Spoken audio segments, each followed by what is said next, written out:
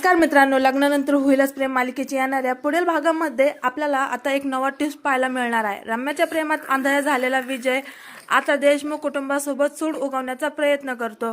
रम्याने त्याला सगळं खोटं सांगितलेलं असतं की कशा प्रकारे या कुटुंबात मला वागणूक दिली जाते। त्याचमुळे रम्याचा होणारा अपमानाचा बदला घेण्यासाठी विजय तिच्यासोबत खोटं लग्नाचं नाटक करतो।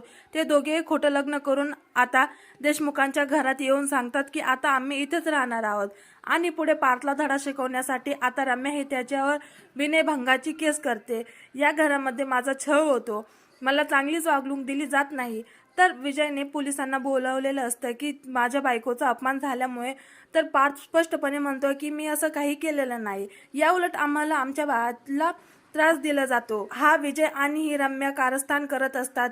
तर विक्रम अतिशय चांगला मुद्दा उचलतो की जर रम्याचं लग्न झालं आहे तर मग तिने विजयच्या घरी जाऊन राहावे। पार्थ विजयचा रम्याच्या माहेरी जाण्याचा काहीच कारण नाही।